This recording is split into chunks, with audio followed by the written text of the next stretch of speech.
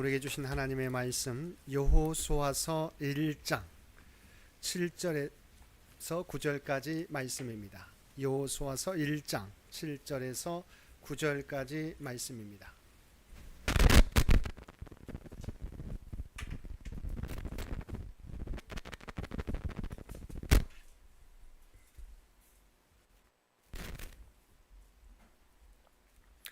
여호수아서 1장 7절에서 9절까지 우리 주신 말씀 한 목소리로 7절부터 9절까지 한 목소리로 봉독하겠습니다. 오직 강하고 극히 담대하여 나의 종 모세가 내게 명령한 그 율법을 다 지켜 행하고 우로나 좌로나 치우치지 말라. 그리하면 어디로 가든지 형통하리니 이 율법책을 내 입에서 떠나지 말게 하며 주야로 그것을 묵상하여 그 안에 기록된 대로 다 지켜 행하라. 그리하면 내 길이 평탄하게 될 것이며 내가 형통하리라. 내가 내게 명령한 것이 아니냐. 강하고 담대하라. 두려워하지 말며 놀라지 말라. 내가 어디로 가든지 내 하나님 여호와가 너와 함께 하느니라 하시니라. 아멘.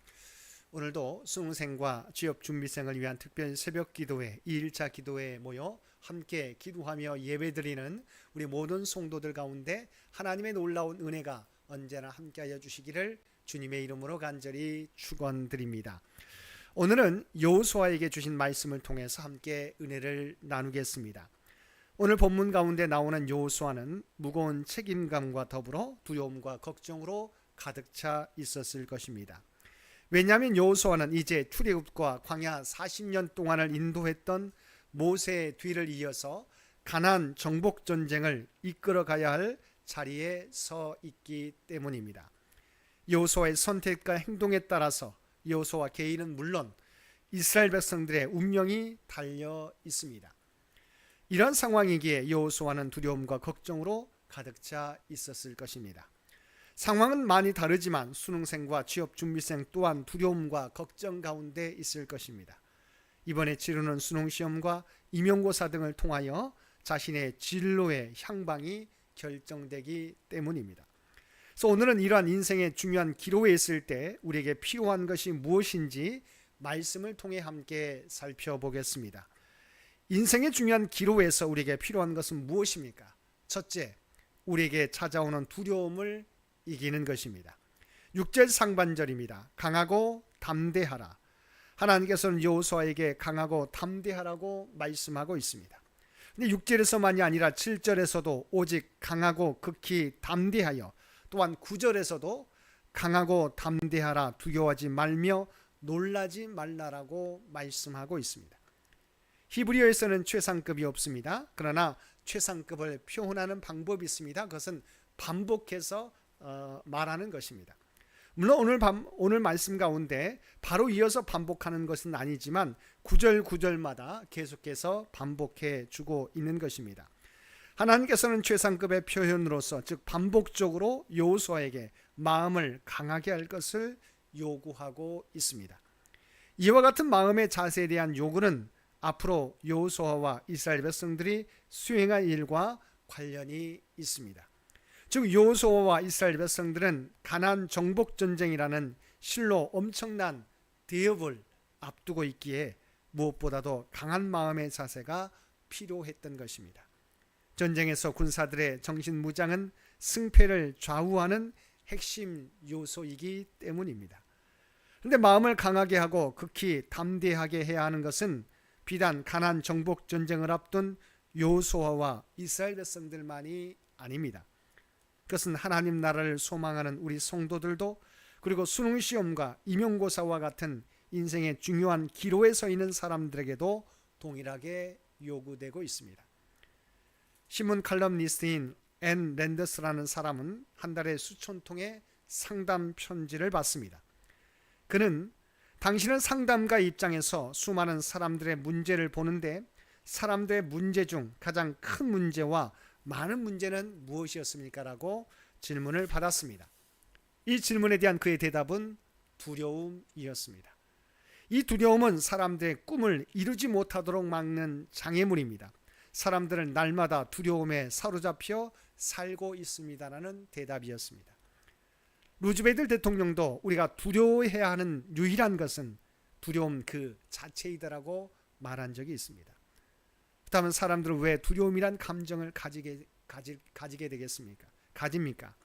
심리학자들은 두려움이 대개 자기 자신에게 집착할 때 일어난다고 합니다. 이번 시험을 망치면 어떻게 하지? 내가 그것을 어떻게 극복할 수 있을까? 그렇지만 이러한 식으로 어려운 상황을 자신과 관련시키면 누구나 절망할 수밖에 없고 두려움이 생길 수밖에 없게 되는 것입니다. 두려움이 우리의 삶을 엄습할 때 이 두려움을 이길 힘은 우리에게 없습니다. 하지만 우리가 우리와 함께 하시는 하나님을 생각할 때 우리는 두려움을 떨쳐버리고 담대할 수 있는 것입니다. 어제 아침에도 우리가 이사야의 말씀을 통해서 살펴보았지만 여호수아서의 말씀에서도 동일하게 우리에게 약속해 주시는 말씀이 있습니다. 5절 하반절 말씀입니다. 내가 모세와 함께 있었던 것 같이 너와 함께 있을 것임이니라. 내가 너를 떠나지 아니하며 버리지 아니하리니. 9절 하반절 말씀입니다. 두려워하지 말라, 놀라지 말라. 내가 어디로 가든지 내 하나님 여호와가 너와 함께 하느니라 하시니라. 담대함은 자기 확신이 아니라 하나님이 함께 하신다는 확신에서 나옵니다.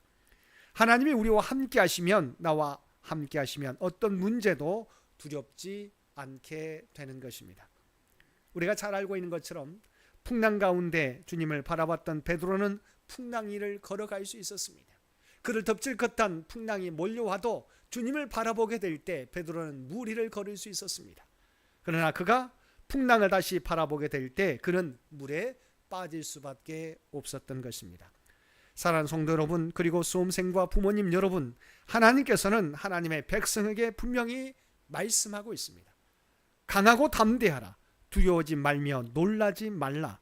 내가 어디로 가든지 내 하나님 여호와가 너와 함께 하느니라. 우리 혼자라면 우리는 두려울 수밖에 없지만 우리와 함께 하시는 하나님을 바라보고 의지하게 될 때 우리를 사로잡고 있는 두려움은 사라지게 될 것입니다.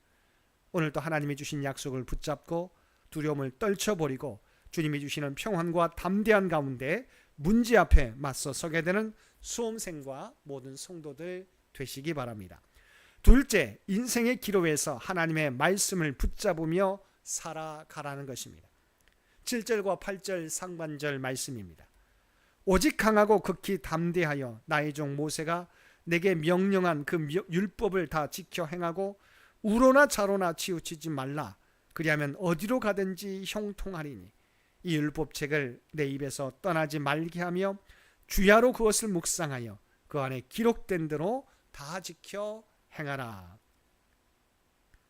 우리는 우리 앞에 놓인 문제 앞에서 두려워하지 말고 담대하라는 말씀을 함께 나누었습니다. 근데 우리가 그 두려움을 떨쳐버리는 담대함은 자기 확신이나 경험의 축적이 아니라 하나님의 말씀을 믿는 신뢰에서 나온다는 것입니다. 우리는 문제 앞에서 마음이 흔들릴 때마다 우리의 감정이나 생각이 아니라 하나님의 말씀을 붙들어야 하는 것입니다. 우리는 세상에서 많은 정보와 지식을 얻습니다. 그러나 참된 지혜는 하나님께서 주시는 것입니다. 그래서 지혜의 왕인 솔로몬은 잠언 1장 7절 말씀에서 여호와를 경외하는 것이 지식의 근본이라고 고백했습니다. 우리는 이번 시험만이 아니라 우리 인생길에서 수많은 선택의 갈림길을 만나게 됩니다. 그때마다 저와 여러분을 올바른 길로 이끌어주는 나침반이 바로 하나님의 말씀입니다. 공부할 때도, 친구 관계 속에서도, 진로를 정할 때도 말씀을 기준으로 삼는 사람은 흔들리지 않습니다. 하나님의 말씀은 우리 인생에 필요한 깊은 지혜와 나아갈 바를 알려주는 것입니다. 아무리 어두워도 하나님의 말씀은 내 발의 등이요 내 길의 빛이니라고 주님은 말씀해 주고 있는 것입니다. 그러므로 이번 시험을 치르면서 우리에게 주시는 하나님의 말씀을 붙잡고 나아가시기를 바랍니다. 우리가 하나님의 말씀을 붙잡고 나아가게 될 때 다음과 같은 약속도 함께 주십니다. 본문 7절 하반절 말씀입니다. 그리하면 어디로 가든지 형통하리니. 여기서 형통은 단순히 시험 잘 보는 것이나 성적이 오르는 것만을 말하는 것이 아닙니다. 형통은 하나님의 뜻 안에서 바른 방향으로 나아가는 삶을 의미합니다. 여호수아가 말씀을 따라 순종했을 때 요단강은 갈라졌고 여리고성은 무너졌습니다. 우리의 자녀들과 성도들이 말씀을 붙잡고 하루하루를 걸어가게 될 때 하나님께서 저와 여러분의 길을 형통의 길로 인도해 주실 것입니다. 때로는 우리의 예상과 다르게 나타날지라도 그 길이 결국에는 하나님의 완전한 계획 속에서 형통의 길이 될 것입니다. 사랑하는 수험생 여러분, 그리고 부모님과 성도 여러분, 우리가 우리의 힘과 지혜만이 아니라 하나님의 말씀을 의지하게 될 때 하나님께서 우리의 마음과 생각과 감정을 지켜주시고 시험장에서도 문제 앞에서도 담대하게 인도해 주실 것입니다. 오늘도 내일과 다음 주에 있는 시험에 하나님과 함께 준비함으로 하나님께서 인도하시는 형통의 삶을 살아가는 저와 여러분 모두가 되시기를 주님의 이름으로 간절히 축원드립니다. 함께 기도드리겠습니다. 사랑하는 가 충만하신 아버지 하나님, 시험을 앞두고 있는 자녀들에게 하늘의 지혜를 주시고 두려움을 이길 담대한 마음을 허락하여 주옵소서. 그들이 내일과 다음 주 수능시험과 임용고사에 응하게 될 때 문제를 풀 때마다 집중하게 하시고 결정을 내릴 때마다 주님의 뜻을 분별하게 하여 주옵소서. 자신의 능력만이 아니라 우리와 함께 하시는 하나님을 의지하며 나아가게 하여 주옵소서. 어떤 상황에서도 주님이 함께 하심을 믿고 강하고 담대한 믿음의 사람으로 살아가는 수험생과 우리 모두가 되게 하여 주옵소서. 이 나라와 이 민족을 주께서 기억하여 주시기 원합니다. 지금까지 지켜주셨던 것처럼 하나님의 뜻 가운데 통치하시고 인도하여 주시옵소서. 대한민국을 통해서 하나님의 선한 영향력이 세상 가운데 나타나게 하여 주옵소서. 교회 창립 100주년을 준비하며 나아가는 창년재단을 기억하여 주시고 오직 하나님의 뜻이 무엇인지 깨닫고 오직 하나님의 뜻을 성취해 갈 수 있는, 이루어 갈 수 있는 우리 모두가 되게 하여 주옵소서. 또한 다음 선교 100년을 준비하는데 부족함이 없도록 우리의 힘과 지혜를 모을 수 있도록 주여 역사하여 주시옵소서. 육신의 연약함 가운데 있는 주의 백성들을 기억하여 주시기 원합니다. 아버지 하나님, 날마다 주님을 의지하는 자에게 우리 주님께서는 함께해 주시고 그들과 동행하여 주신 줄 믿습니다. 주님께 맡기고 기도하는 주의 백성들 모두에게 하나님의 놀라운 치유와 회복의 역사를 허락하여 주시옵소서. 오늘도 잇몸 수술을 받게 되는 이승희 권사님 가운데 함께해 주시고 모든 수술 과정이 주의 뜻 가운데 이루어져서 아버지 하나님, 온전히 모든 과정이 순조롭게 이루어져서 건강을 회복하고 하나님 앞에 더욱더 쓰임받는 이승희 권사님 될 수 있도록 귀한 은총 허락하여 주시옵소서. 또한 아버지 하나님, 날마다 주 앞에 간구하며 기도하는 주의 백성들의 간구를 들어 응답해 주시기를 원합니다.